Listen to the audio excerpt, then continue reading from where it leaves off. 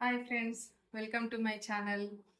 ఈరోజు మనం టమాటా చట్నీ ఎలా తయారు చేయాలో చూద్దాము. అందుకు కావాల్సిన పదార్థాలు: టమాటాలు ఒక 3 పెద్ద సైజువి తీసుకున్నానండి, నేను కట్ చేసి పెట్టుకున్నాను. ఇది 1 కప్పు ఉంటే మనం 1/2 కప్పు పుదీనా తీసుకోవాలి. తర్వాత పల్లీలు ఒక 1/2 కప్పు, పచ్చిమిర్చి ఒక 4-5, కరివేపాకు, కొత్తిమీర, ఉప్పు, వెల్లుల్లి, జీలకర్ర. ఇప్పుడు మనం టమాటా చట్నీ ఎలా తయారు చేయాలో చూద్దాము. అంతకన్నా ముందు ఫ్రెండ్స్, నా ఛానల్ని సబ్స్క్రైబ్ చేయండి, లైక్ చేయండి, షేర్ చేయండి. ఇప్పుడు ఫస్ట్ మనము బాండి పెట్టుకొని పుదీనా వేయించుకుందామండి. పచ్చిమిర్చి, పుదీనా వేయించుదాము.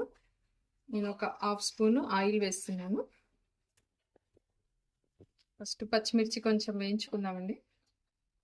పచ్చిమిర్చి కొద్దిగా వేగాక అందులోనే పుదీనా వేసి వేయించుదాము. పచ్చిమిర్చి మనకు వేగిందండి. ఇప్పుడు దీంట్లో మనము పుదీనా వేసుకుందాము.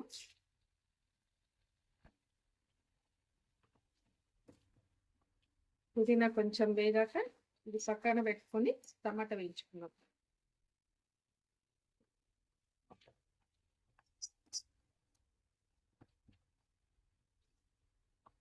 ఓకే అండి, మనకు పుదీనా వేగింది, స్మెల్ వస్తుంది.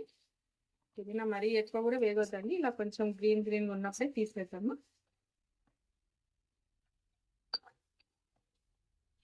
ఇప్పుడు మనము టమాటా వేద్దామండి. టమాటా వేసి టమాటాలో ఆయిల్ అప్పుడే వేయకుండా కొంచెం మగ్గాక వేద్దాము టమాటాలు. టమాటా చట్నీని కూడా మనం 4-5 రకాలుగా చేసుకోవచ్చండి. ఇప్పుడు మనం పుదీనా వేస్ట్ చేస్తున్నాం కదా, ఇంకొకటి ఉల్లిగడ్డతో చేయొచ్చు, ఒకటి గ్రైండ్ చేయకుండా అలాగే ఉడకబెట్టి చేయొచ్చు. నేను మళ్ళీ మీకు చూపిస్తాను. టమాటా కొంచెం బాగా మగ్గాలండి. కొద్దిగా మగ్గినాక మనం ఆయిల్ వేసుకుందాము. అలాగే ఒక 5 మినిట్స్ దాకా ఉడకనిద్దాం. ఇలాగే టమాటా మనకు కొంచెం ఇట్లా మగ్గినట్టు అయ్యిందండి. ఇప్పుడు మనం ఆయిల్ వేసుకుందాము.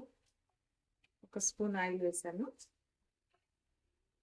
అలాగే కొంచెం సాల్ట్ వేసుకుంటే కూడా టమాటా తొందరగా ఉడికిపోతుంది. తగినంత ఉప్పు వేసుకోండి. ఇప్పుడు ఇంకొక 5 మినిట్స్ ఇట్లాగే ఉడకనిద్దాం.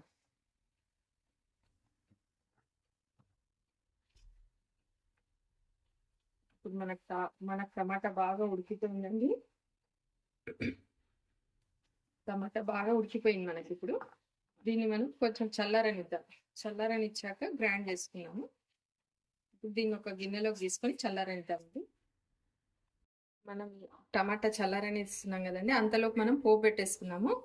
బాండీలో మనం టమాటాలో ఆల్రెడీ 1 స్పూన్ వేసాం కాబట్టి ఇక్కడ మనం 1/2 స్పూన్ వేసుకుంటే సరిపోతుంది ఆయిల్.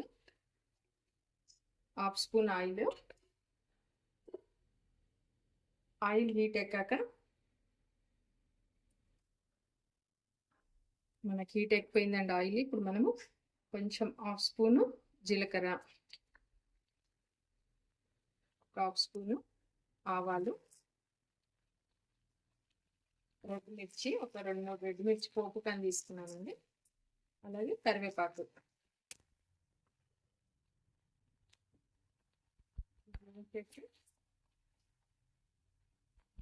స్టవ్ ఆఫ్ చేద్దామండి మనం.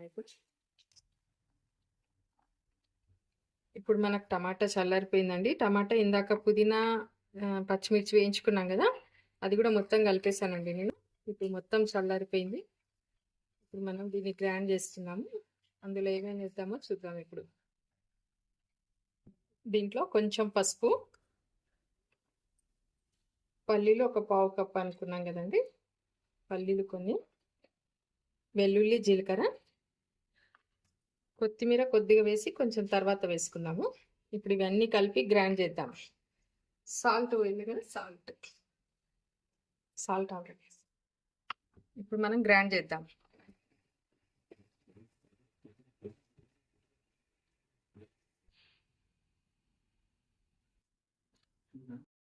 ఇందాక నేను టమాటాలో సాల్ట్ వేసుకున్నాను కదండి, నాకు కొంచెం తగ్గింది. ఇప్పుడు నేను ఇంకొద్దిగా సాల్ట్ వేస్తున్నాను. ఇది గ్రైండ్ చేసేసి మనం పోపు పెట్టేస్తే టమాటా చట్నీ రెడీ అయిపోతుంది.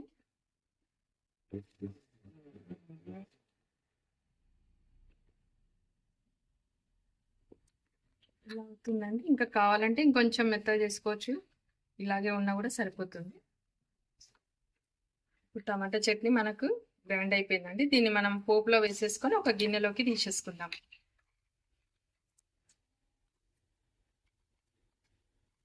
అవుతుందండి. పుదీనా వేస్ట్ చేస్తాం కదా, చాలా అంటే మీరు రెగ్యులర్గా చేసే టమాటా చట్నీకి దీనికి టేస్ట్ తేడా ఉంటుంది, కానీ చాలా బాగుంటుందండి. ఒక్కసారి మీరు ట్రై చేయండి పుదీనా వేసి.